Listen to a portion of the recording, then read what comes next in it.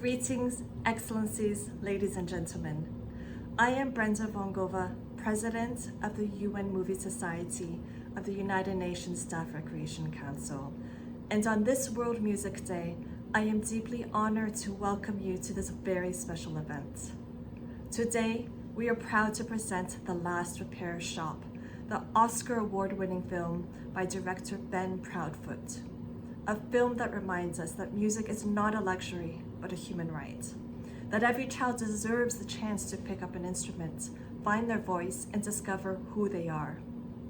But at its heart, this is also a film about something the United Nations knows well: the will to repair. If a broken violin can be restored, so too can broken communities, broken promises, and broken peace. We have the great privilege of sharing a conversation with Ben Proudfoot himself, a filmmaker who believes, as we do, that stories have the power to change the world.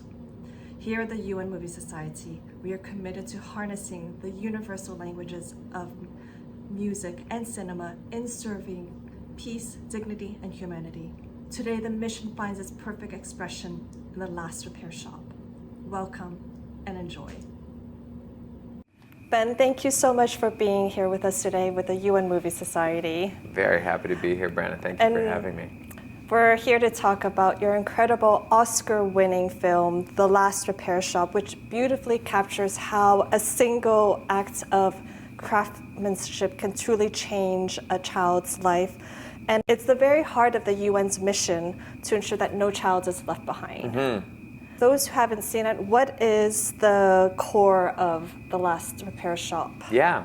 So the core of The Last Repair Shop, it tells the story of the Los Angeles Unified School District musical instrument repair shop, which is the last of its kind in the country. It's Los Angeles is the last major city where you can get a free and freely repaired musical instrument if you're a public school kid. And it used to be that many cities, New York, Chicago, Miami, San Francisco, if you went to public school, you'd have a free instrument, and if you broke it, it would be repaired freely. But it's no longer the case. You have to rent it. If it breaks, your parents have to pay to fix it. And so it keeps a lot of people out of playing music. Mm-hmm. But in LA, for whatever reason, we've kept it, and it has survived. And the people that the movie profiles and the students who love their instruments show the healing power and the inspirational power of music, and the way that learning how to play an instrument and learning the craft of music can not only make you a better musician, it can make you a better human being. Playing in an orchestra, you learn to listen, you learn to collaborate, you learn how to work with others. Exactly. And harmonize. You learn to take direction. You learn to so many things. Exactly. And music is just such a great way to bring kids to school, right? You want to go because you want to learn how to play that instrument. You want to play with your friends, et cetera. And yeah, from a UN perspective, right? The right to play, the right, the Convention on the Rights of the Child, right, to allow kids the ability to express themselves through music is a human right. Exactly. And so that's why Chris Bowers, my co-director, and I wanted to tell this story. And I think why it resonated with so many people is I think it reminded a lot of people of their time learning the clarinet or learning the violin. And also, it's a story that kind of restores your faith a little bit in humanity, that even though we've lost so many of the things that we should have kept, there's still some really beautiful places and beautiful people doing really important work left. And those places need to be cherished and supported. Thank you so much for bringing to life this incredible This is an honor, place. Yeah. Also, it exemplifies how music is a tool for peace and and hope. Big time. And it's a universal language. Exactly. And also, I think the movie speaks to something because they're not taking the instrument and throwing it out and giving the kid a new instrument. They're repairing it. Yeah. You know, and I think that also reminds me of the United Nations. Is, you know, countries, they have broken relationships, right, and broken treaties and broken promises, and I think that is the promise of the United Nations, is that maybe those things can be repaired, right? War is not an inevitability, right? And at a much smaller scale, just in a violin, if a violin can be repaired, what else can be repaired? It's the will to repair that I find very inspiring, and we can all take into our own life or at the highest macro level between peoples and between nations. That's a beautiful metaphor. And then how it could be repaired and then create harmony and diplomacy in the world. 100%. And tell me about Chris Bowers. He also was a student that grew up on these instruments. He was, yeah. So Chris is a gifted storyteller, both as a filmmaker and as a composer and as a pianist himself. And I met Chris when he was just getting into filmmaking, but he was a very accomplished pianist. He had studied, come up through LAUSD as a student, gone to Colburn School, gone to Juilliard, was lauded. He won the Thelonious Monk Prize. Just extraordinarily gifted musician. Then started expressing himself as a film composer, and has written so many great scores. The Wild Robot, which was nominated for an Oscar, that was a beautiful film. Nobody can watch that movie without crying, and just really from Chris's heart.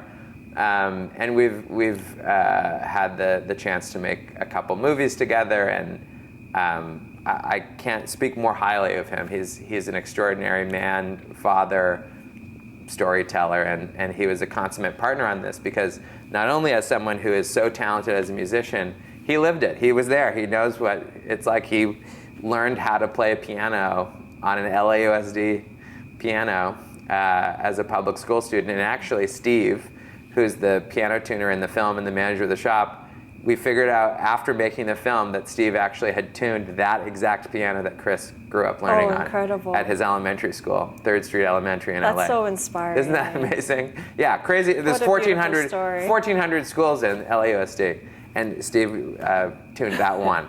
That's incredible. Yeah. In the film, you feature 4 different technicians.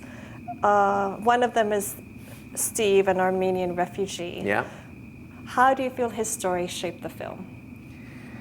Well, sometimes, chance, not sometimes, pretty much every time, chance plays its hand in documentary filmmaking.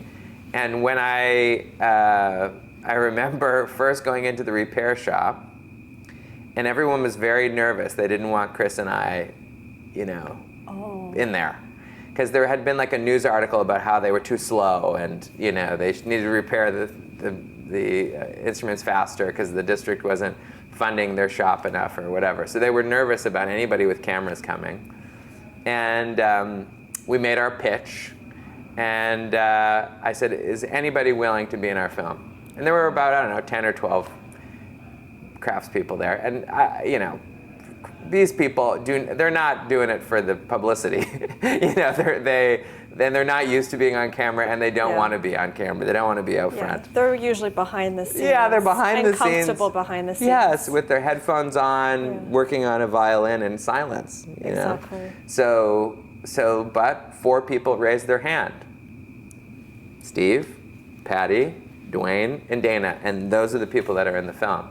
So if somebody else, there would have been 3 people in the movie, but those 4 people were extraordinary. And Steve, as the manager, you sort of know him as almost the host, explaining how the shop works. And then at the end, he himself has this extraordinarily powerful story, of his father being murdered in Baku and fleeing and becoming a refugee in the United States, not knowing any English.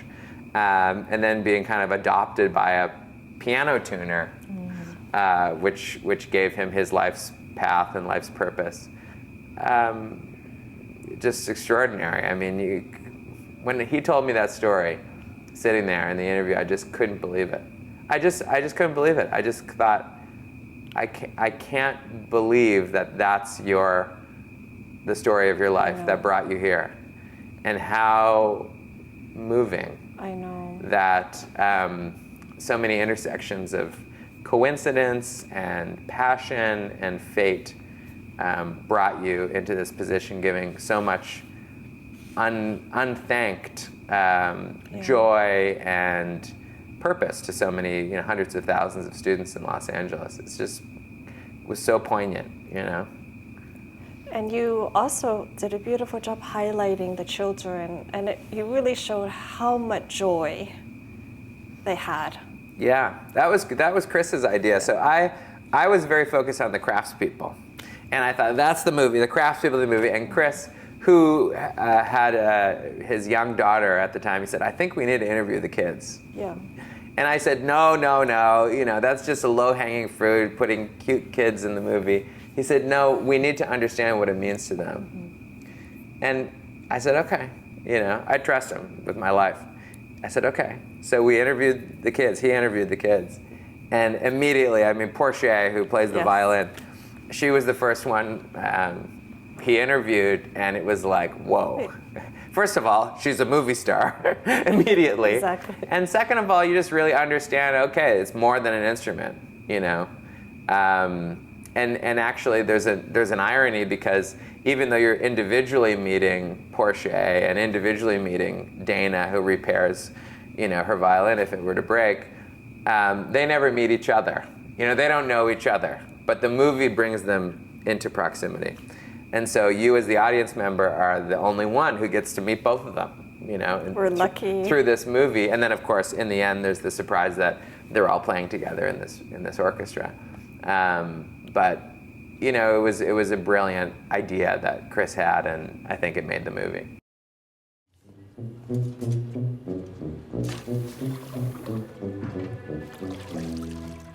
A lot of times I wonder, what kind of little hands hold the instrument before me? I have a big jar. I call it the treasure jar, and it's all the stuff I have found inside the instruments. Batteries, marbles, candies, pencils, erasers.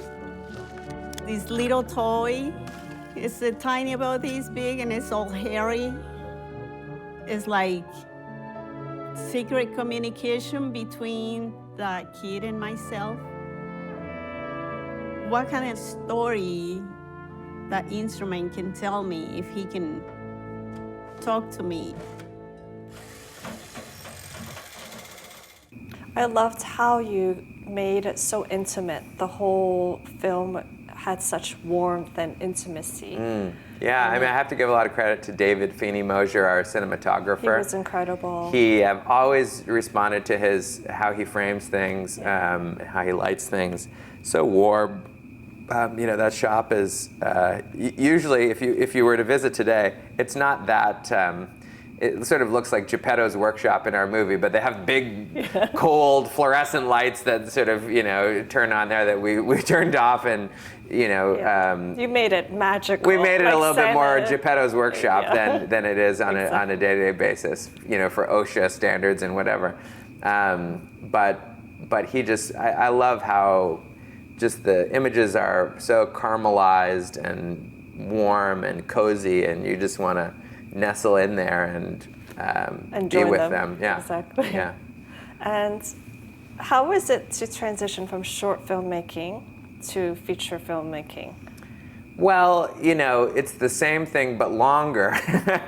I'm someone who's probably going to give you a little bit of a different answer on that question, because I think generally our industry thinks that you graduate from short filmmaking to feature filmmaking, that you make shorts for a while as you're learning how to put a story together and direct a crew and things like that.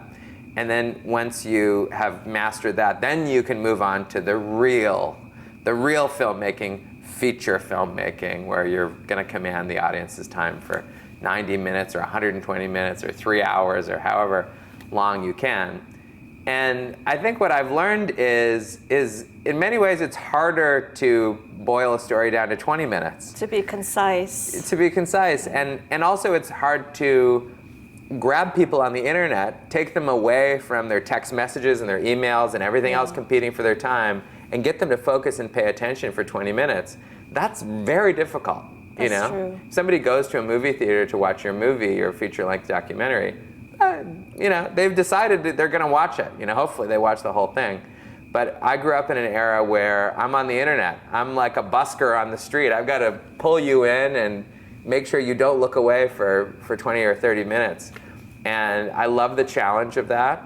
And I also think that there's so many stories that may not warrant a 90 or 120-minute film, but are very important. There are stories that need to be told, and they don't get told because they don't really play into a perfect 90 or 120-minute arc. And so I think a lot of those formats are vestigial. They're just old formats that we don't necessarily need to follow. And I'm very excited about the future of short filmmaking and how I think, if we look back 50 years from now, the idea that short films were once a student format or a proof of concept format will be something that people laugh at. And the idea of a 3-hour movie may be something that people can't even fathom. That really. I think that will change very quickly over the next few decades.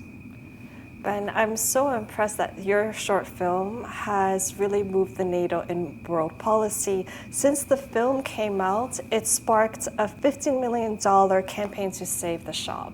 And yes. Congratulations on that. Thank you for that. Well, we just launched it. We worked with the shop to launch it, but we have gotten, we've raised over $5 million for the shop, which is going towards hiring more technicians. So it'll almost double the number of technicians working to repair instruments for LAUSD kids. You should be very proud We of yourself. are very proud, but we have 10 million more to go. Ben, what is the main message you wish to tell the UN audience on this UN celebration of World Music Day? What I would say is,